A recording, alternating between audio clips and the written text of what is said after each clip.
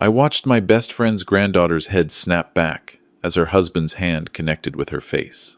The sound echoed across the church fellowship hall, cutting through the cheerful chatter of the potluck dinner like a gunshot. For a moment, everything froze. Casserole dishes stopped midair. Conversations died. Even the children went silent. Then I heard it. Pastor Miller's wife, seated at the head table, began to clap. Slowly at first, then faster. "Well," she said loudly enough for everyone to hear, "someone finally put that girl in her place. A wife who can't follow simple instructions needs correction." That's when I knew I had to make the call I'd been preparing to make for 6 months. My name is Robert Chen.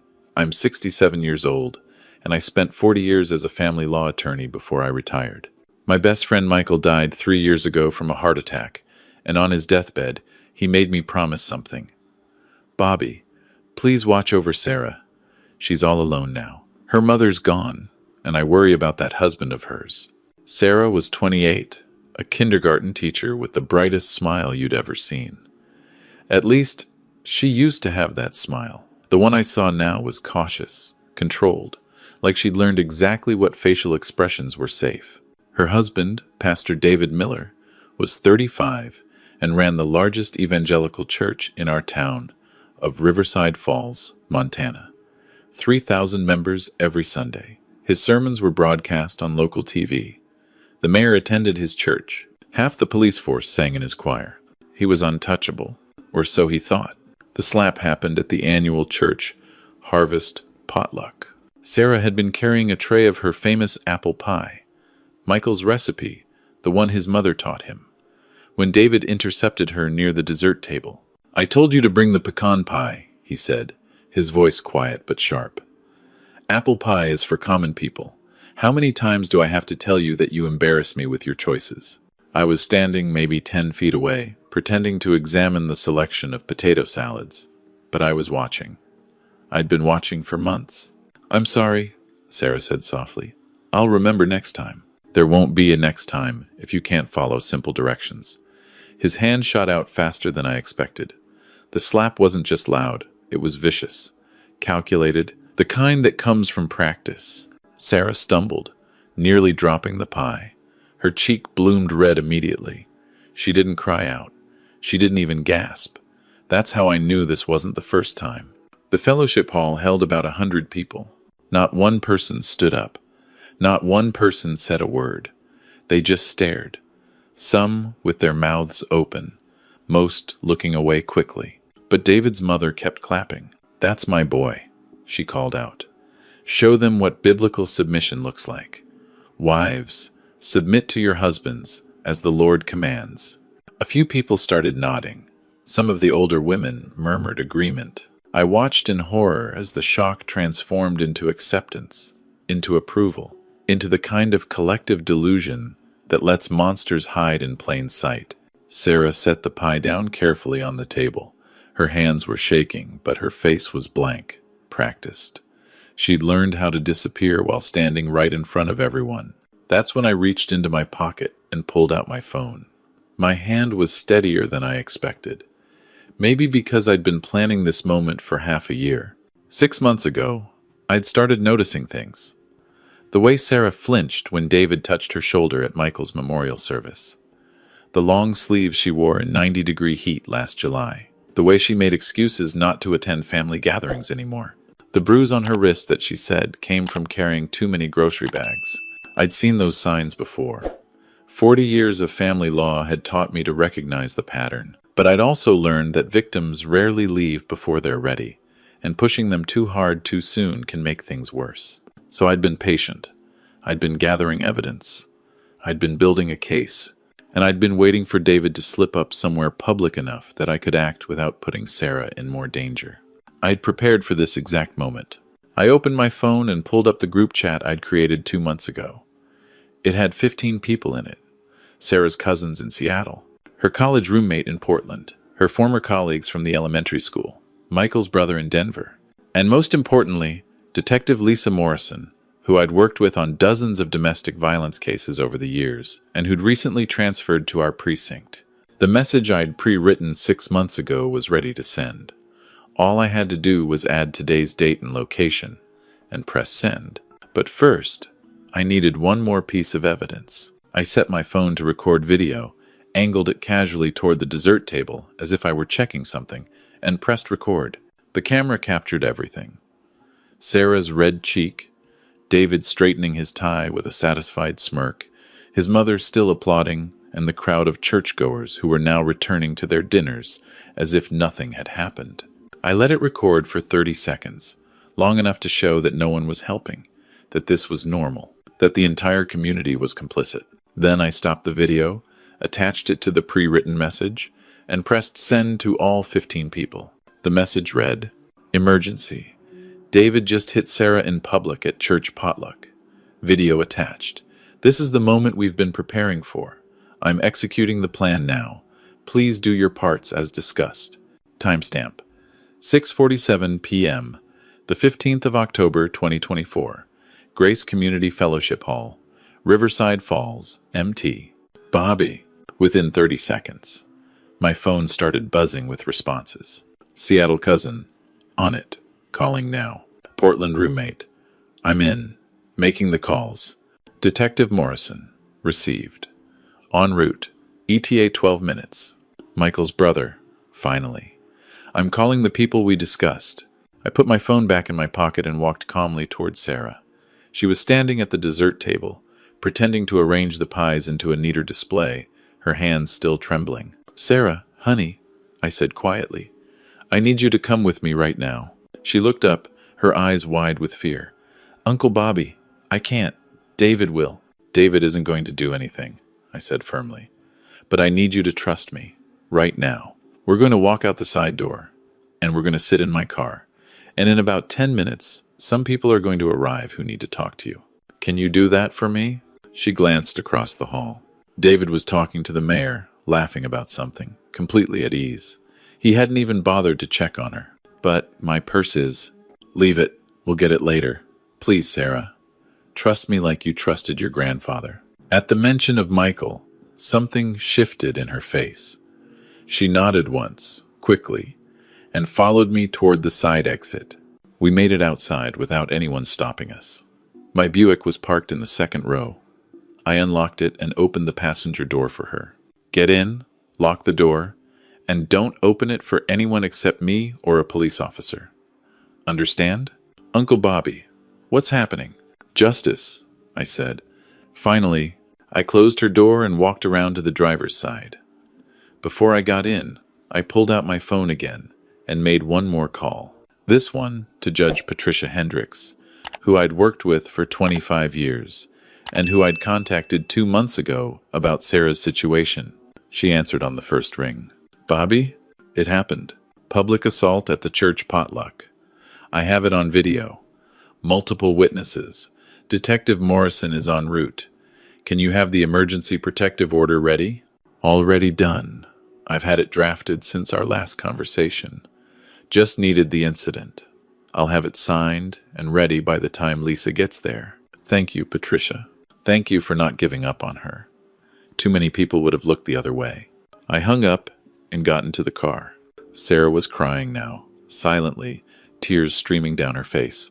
"Uncle Bobby, he's going to kill me when we go back in there." "You're never going back in there," I said. "Not tonight. Not ever, if you don't want to." "But I have to. He's my husband. The church. The church just watched him hit you and did nothing." His own mother applauded. "That's not a church, Sarah. That's a cult."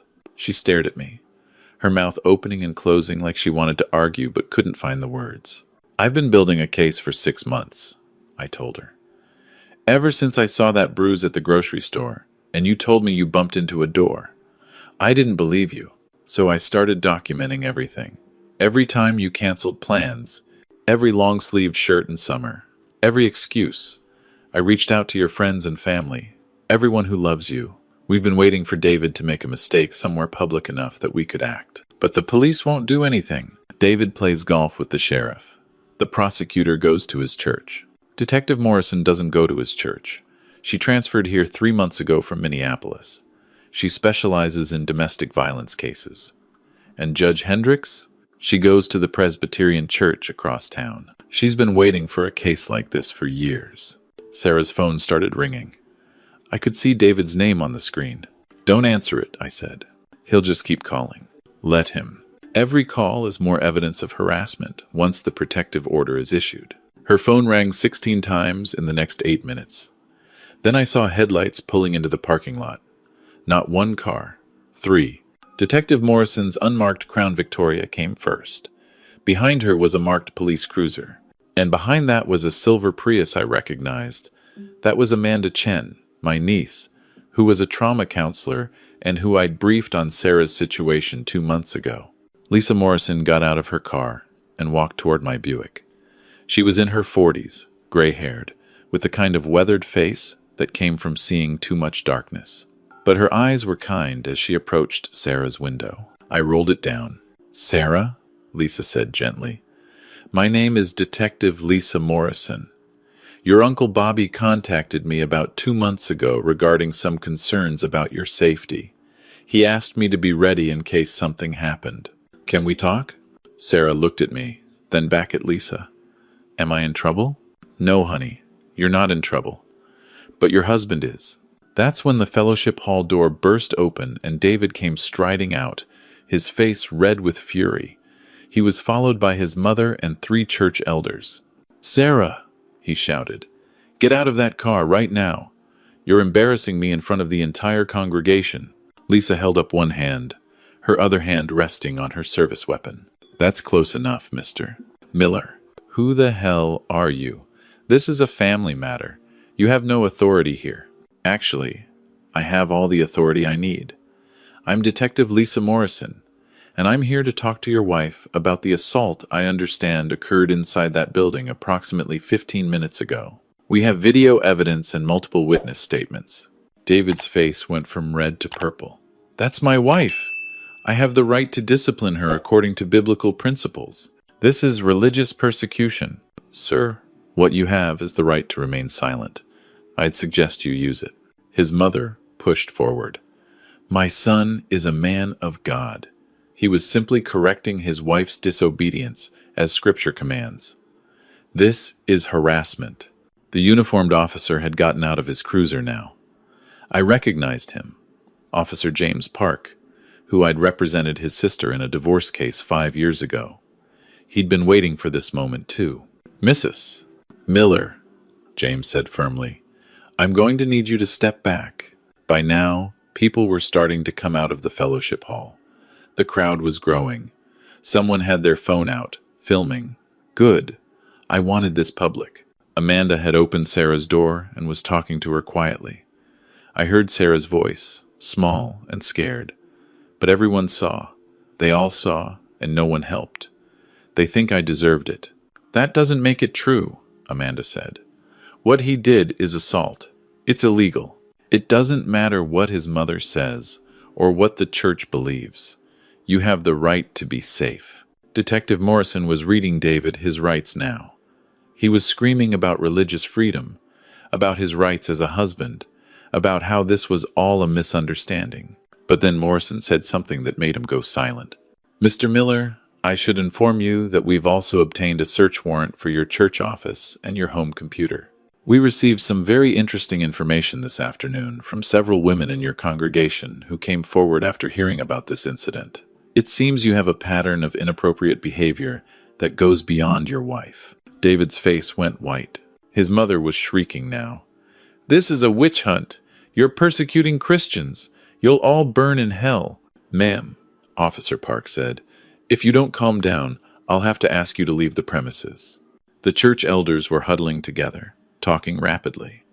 I saw one of them pull out his phone, probably calling the church's lawyer. Good luck with that at 7 p.m. on a Saturday. Judge Hendrick's silver Mercedes pulled into the parking lot. She got out, walked directly to Detective Morrison, and handed her a folder. "Emergency protective order," she said crisply. "Effective immediately. Mr.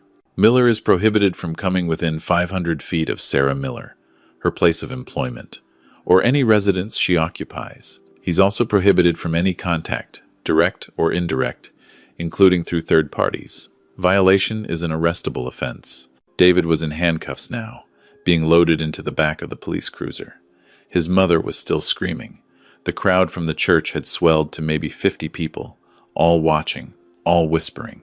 I got out of my car and walked over to where Sarah was standing with Amanda. She looked shell-shocked. "What happens now?" she whispered. "Now?" I said. "Now you're coming to stay at my house. Your cousin Jennifer is flying in from Seattle tomorrow. Amanda is going to help you start counseling. Detective Morrison is going to build a case. And I'm going to help you file for divorce first thing Monday morning. But the house is marital property. With the protective order, he can't go there. You can go back with a police escort tomorrow to get your things. But everyone saw. Everyone knows. I can't show my face in this town again. Sarah, everyone saw him hit you. That's not your shame. That's his. And anyone who thinks otherwise isn't someone you need in your life. The church will turn against me. They'll say I'm breaking my vows. Then they were never really a church. They were just a fan club for an abuser." She started crying harder. Amanda put an arm around her shoulders. "I know it doesn't feel like it right now," Amanda said softly. "But this is the beginning of your freedom, not the end of your life." "The beginning." Detective Morrison walked over to us. "Sarah, I'm going to need you to come to the station to give a formal statement. But I want you to know something first. After Bobby contacted me 2 months ago, I started asking around quietly. Do you know how many women I found who had complaints about your husband? 7. 7 women who'd been harassed, intimidated, or assaulted by Pastor David Miller over the past 5 years. But none of them would file charges because they were too afraid of the church's retaliation." Sarah's eyes widened. 7? 7. But you know what?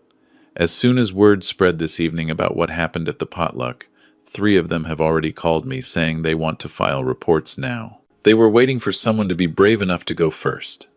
That's you, Sarah. You're the one who broke the silence. I didn't do anything. Uncle Bobby did everything. I made some calls, I said. But you're the one who walked out that door with me. You're the one who's going to give that statement. You're the one who's choosing to survive instead of disappear. That takes more courage than anything I did. We spent the next 4 hours at the police station. Sarah gave her statement. Lisa collected my video evidence. The other 3 women who'd called came in and gave their statements too. By midnight, David Miller wasn't just facing 1 count of domestic assault. He was facing multiple counts of sexual harassment, assault, and abuse of authority. The district attorney, who, it turned out, had been waiting for a case strong enough to overcome the church's political influence, was planning to file charges first thing Monday morning. The story made the local news by Sunday morning. By Sunday afternoon, it was all over social media. By Monday, it was picked up by the national press. Megachurch pastor arrested for domestic violence after assaulting wife at church potluck. The church's board of elders held an emergency meeting. Half of them resigned. The other half tried to defend David, claiming it was all a misunderstanding. By Wednesday, over 1,000 congregants had left the church. By the end of the month, Grace Community Church had lost its nonprofit status and was facing multiple lawsuits from David's other victims. David's mother was charged as an accessory to assault for her encouragement of violence. The video I took of her applauding became Exhibit A in that case. Sarah stayed with me for 3 weeks, then moved into an apartment with her cousin Jennifer. She took a leave of absence from teaching while she went through intensive trauma therapy. Amanda worked with her 3 times a week. The divorce was finalized in 4 months. Because of the documented abuse and the criminal charges, Sarah got the house, half the savings, and her car, free and clear. David's legal fees ate up most of his remaining assets. I testified at his trial. So did Sarah. So did the 7 other women who'd come forward. The jury took 2 hours to convict him on all counts. He got 6 years. His mother got 2 years probation and 1,000 hours of community service. The judge ordered her to work at a domestic violence shelter. She complained that it was cruel and unusual punishment. The judge said, "That's exactly the point." It's been 2 years now. Sarah finished her therapy. She went back to teaching, but at a different school district. She started dating a guy named Marcus, who's a librarian and who treats her like she's made of gold. They're taking it slow, but she smiles again. That real smile, the one her grandfather loved. She came over to my house last month for Sunday dinner. We were looking at old photos of Michael, and she said something I'll never forget. "Uncle Bobby, do you know what the worst part was? It wasn't the hitting. It wasn't even the public humiliation. It was how many people saw and did nothing. How they made me believe that what was happening to me was normal, that I deserved it, that a good wife would just pray harder and submit better. But you know now that was all lies," I said. "I do. But there are so many women still in that church, still in those pews, still believing those lies. Sometimes I want to go back and scream at them to wake up. You can't save everyone, Sarah. Sometimes the best thing you can do is save yourself and let your story be a light for others." Is that what I am? A light? You're a beacon. Do you know how many messages I get every week from women who saw your story on the news, who recognized their own lives in yours, who got the courage to leave because they saw you survive? She was quiet for a long moment. How many? Last count? 47. 47 women who contacted me saying they left their abusers because they saw what happened to you and realized they didn't have to live that way anymore. Her eyes filled with tears. 47? 47. Your grandfather would be so proud of you. He'd be proud of you too, Uncle Bobby. You kept your promise to him. You watched over me. You saved my life. I just made a phone call, kid. You made 15 phone calls. You spent 6 months building a case. You coordinated with detectives and lawyers and family members and counselors. You turned my entire support system into a safety net before I even knew I was falling. I shrugged. That's what family does. No, she said firmly. That's what you do. Most people see something wrong and look the other way. You saw something wrong and spent 6 months figuring out exactly how to make it right without making things worse. That's not just family. That's heroism. I'm not a hero. I'm just an old man who made a promise to his dying best friend and who happened to have the skills and connections to keep that promise. But I'll tell you what I learned from all of this. If you see someone being abused, don't wait for the perfect moment to act. Don't assume someone else will handle it. Don't tell yourself it's not your business. But also don't rush in without a plan. Domestic violence situations are the most dangerous intervention scenarios there are. If you act carelessly, you can get the victim killed. So make a plan. Document everything. Build a support network. Contact professionals, lawyers, counselors, police officers who specialize in DV cases. Prepare a safe exit strategy. Get protective orders ready. Line up safe housing. And wait for the moment when you can act decisively without increasing the danger. That's what I did. And it worked. Sarah is alive. Sarah is free. Sarah is healing. And David Miller is in a cell where he belongs. Sometimes justice is slow.